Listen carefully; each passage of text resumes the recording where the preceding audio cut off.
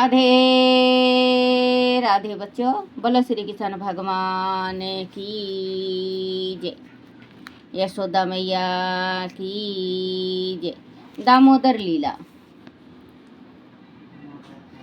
रहता है आदि लोग साधु पुरुष तथा भगवान भक्तों की संगीत से वंचित रहकर भौतिक ऐश्वर्य तथा झूठी प्रतिष्ठा से फूले रहे तो इससे क्या लाभ। ततपश्चात नारद ऋषि ने सोचा कि यह उनका धर्म है कि यह देवताओं को ऐसी स्थिति में पहुंचा दें जहां वह भौतिक ऐश्वर्य तथा प्रतिष्ठा से झूठे ही गर्वित न हो। नारद दयालु थे और वह उन्हें पतित जीवन से उबारना चाह रहे थे, किंतु वह तमो गुणी थे और अपनी इंद्रियों को वश में ना रख सकने के कारण विषयी जीवन के प्रति लिप्त थे। उन्हें इस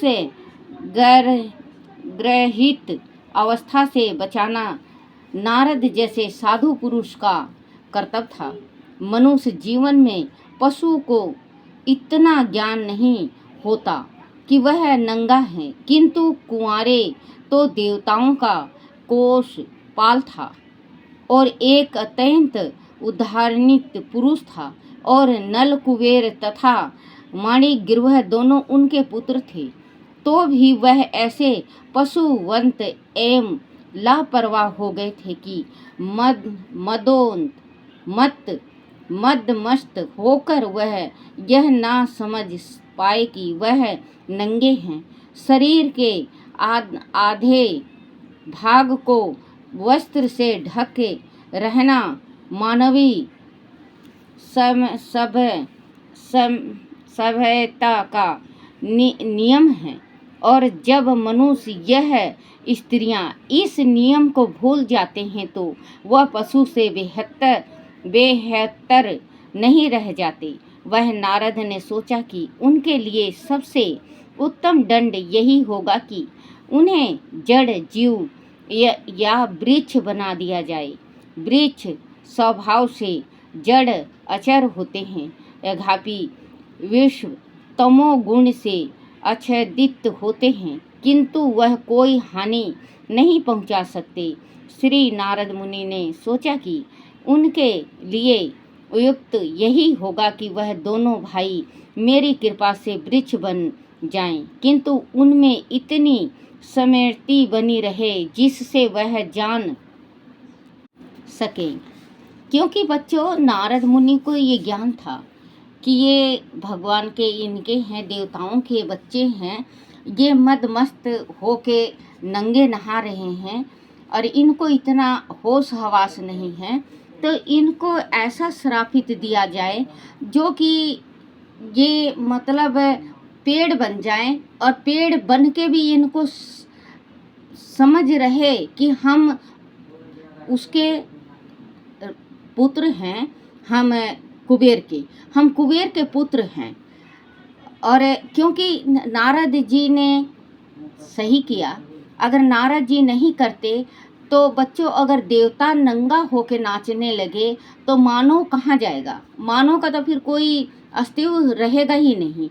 तो वही नारद जी ने सोचा कि ये अपने दौलत के अभी इतना अभिमान हो गया इनको कि इनको इतना होश हवास नहीं है कि ये नंगे स्नान कर रहे हैं। और नारद जी से कह रहे थे वो कि आओ आओ नारद जी, हम सभी मिलके स्नान करेंगे, क्योंकि मदरा पिए हुए, दारू पिए हुए थे उन लोग, उनको इतना शुद्ध बुद्ध नहीं थी।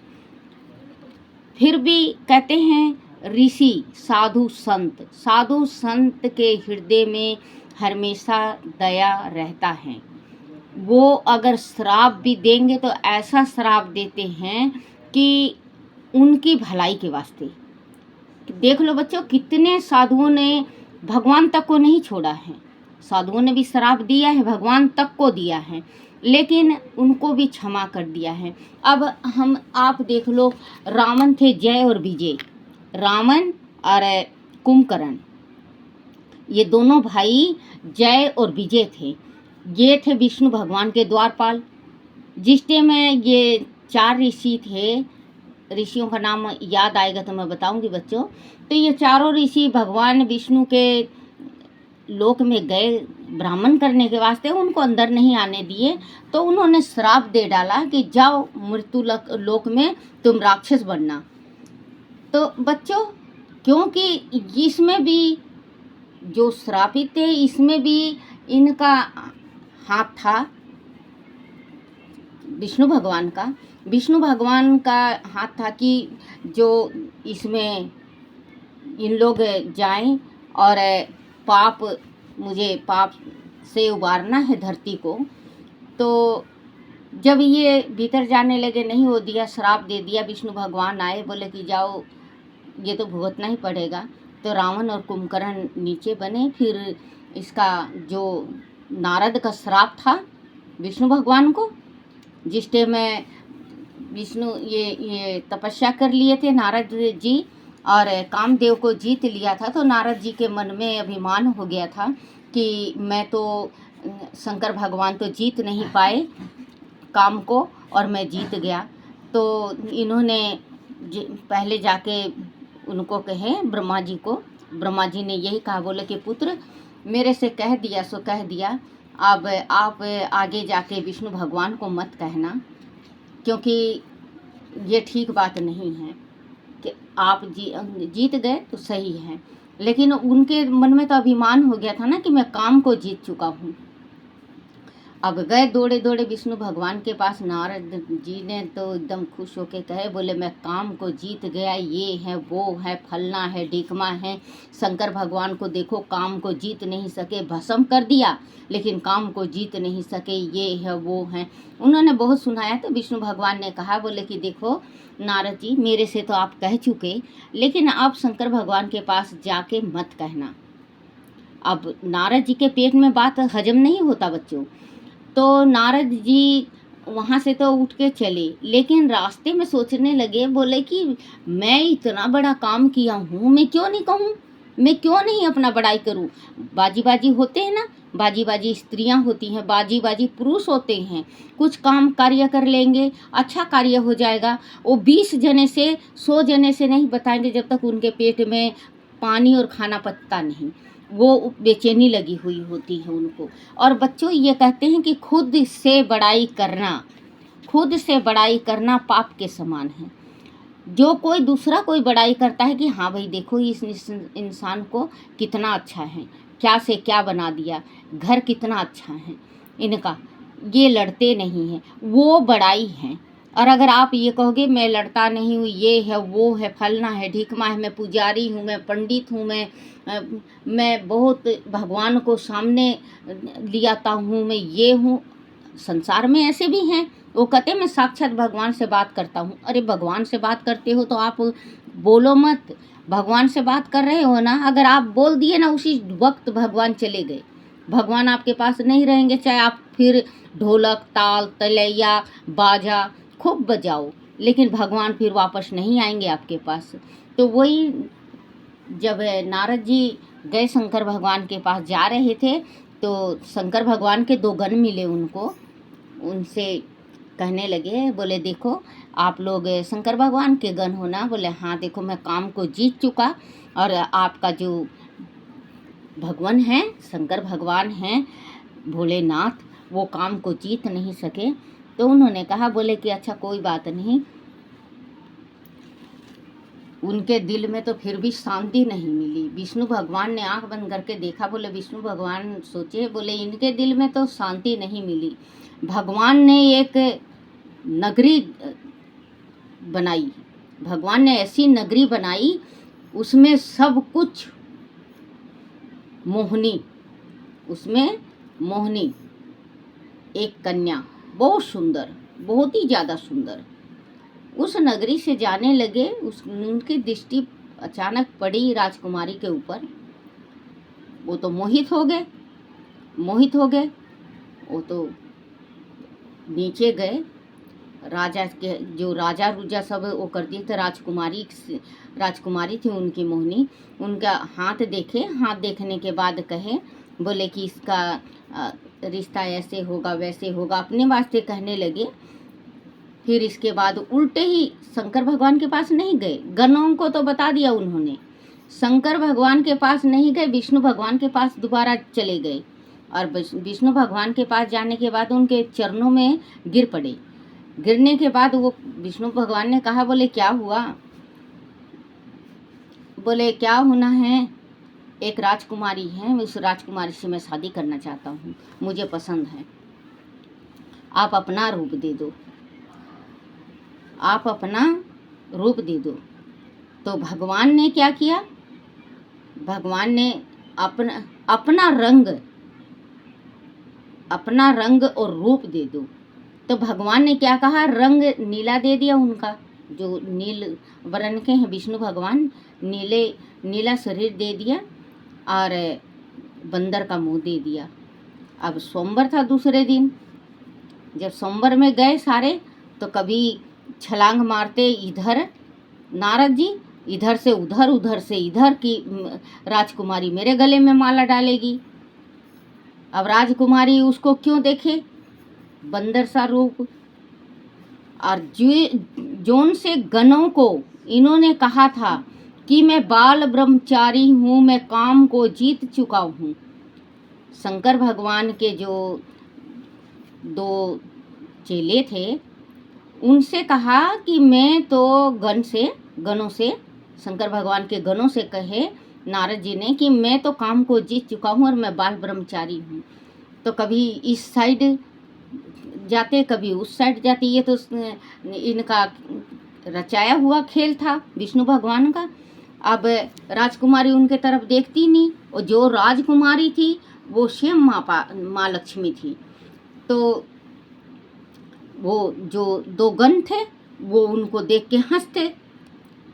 लेकिन नारद जी तो भाई काम में इतने ज़्यादा आतुर थे कि मुझे राजकुमारी अभी मिल जाए, शादी में अभी तुरंत कर लूँ, मैं राजकुमारी के साथ घर बसा लूँ। वो तो सपना बुनने लगे। वो काम को कहाँ जीत चुके, इस संसार में काम को कोई नहीं जीत सकता बच्चों। जो काम को जीत गया वो संसार को जीत गया, ये समझ लो। फिर इसके बाद उन्होंने तो जैसे ही राजकुमारी, विष्णु भगवान आए, राजकुमारी ने विष्णु भगवान को बरवाला पहनाया और विष्णु भगवान लेके चले गए। फिर इसके बाद जो गण थे, इसके शंकर भगवान के गण थे, उन्होंने हंस के कहा, बोले आप अपना शकल देखो जाके शीशा में। पहले शीशा नहीं हुआ करता, दर्पण नहीं हुआ करता, पहले पानी में मुंह देख के कंघी वगैरह, बाल वगैरह बाया करती स्त्रियां। तो जैसे गए और पानी में अपना परछाई जब देखे तो बोले बंदर का। नारद जी तो इतना गुस्सा हुए बच्चों, इतना गुस्सा हुए कि बहुत ज़्यादा गुस्सा हो गए। और नारद जी सीधे गए विष्णु लोक, और विष्णु भगवान को ना तो राम रमी ना शाम समी ना कुछ भी नहीं, सीधा ही कहे, बोले विष्णु तुमने ये क्या किया, बहुत गलत किया, तुमने मेरे साथ छल किया, बंदर का रूप दे दिया। जा, आज मैं तुझे श्राप देता हूँ कि तू एक दिन मृत्यु लोक में जाएगा, आपका जन्म मृत्यु लोक में होगा, और आपकी स्त्री चोरी हो जाएगी, और उस टाइम आप स्त्री के वियोग में घूमोगे, और उस टाइम ये बंदर आपके सहायक होंगे। तो इनको भी श्राप मिला हुआ था। अब इधर जब ये 4 ऋषि थे, याद नहीं आ रहा, ब्रह्मा जी के पुत्र थे 4, उन्होंने श्राप दिया था। व्यास जी थे कि कौन थे बच्चों, मुझे नहीं याद है, मैं कभी याद आगा तो मैं ज़रूर बताऊंगी। तो ये बच्चों, ये मृत्यु लोक में गए, ये रावण बना, कुंभकर्ण बने, ये विष्णु भगवान जी राम बने, और फिर ये हनुमान जी उनके सहायक हुए। तो वही कहते हैं बच्चों कि परमात्मा जो करता है वो अच्छे के वास्ते करता है। और जो अगर ऋषि हैं, ऋषि अगर श्राप देते हैं तो कुछ उसमें अच्छाई छिपी होती है। अब इन्होंने विष्णु भगवान इसको नारद जी ने कुबेर के दोनों बच्चों को श्राप दे दिया कि तुम जड़ बन जाओ। जड़ कहते हैं पेड़ को, जड़ हो गई वो दोनों। तो उन्होंने पैर पकड़ लिया कि नारद जी हमें माफ़ कर दो, हमारे से ऋषि बहुत भूल हो गई, हमने बस अभिमान में ये गलत कदम उठा दिया, अब हमारा उद्धार करो। बोले देखो, तीर अगर धनुष से तीर निकल जाए तो वापस नहीं आता, जबान से बोली निकल जाए तो वापस नहीं निकल आती, और अगर बंदूक से गोली निकल जाए तो वापस नहीं आती। तो वो करें फिर कुछ? बोले हाँ, त्रेता युग में भगवान आएंगे, श्री कृष्ण भगवान, आपका उद्धार वही करेंगे। तो बच्चों, ये जड़ हुए, फिर यही छोटे से ये जो कृष्ण भगवान लड्डू गोपाल ओखल से बंधे हुए हैं, अब ये जाएंगे और उनका उद्धार करेंगे। सके कि उन्हें क्यों दंडित किया जा रहा है? शरीर बदल जाने पर जीव आत्मा समान रूप से अपने पूर्व जीवन को भूल जाता है, किंतु विशेष परिस्थितियों में ईश्वर की कृपा होने पर वह स्मरण रख सकता है, जैसे कि नल कुबेर तथा मणि गिरवा के साथ हुआ।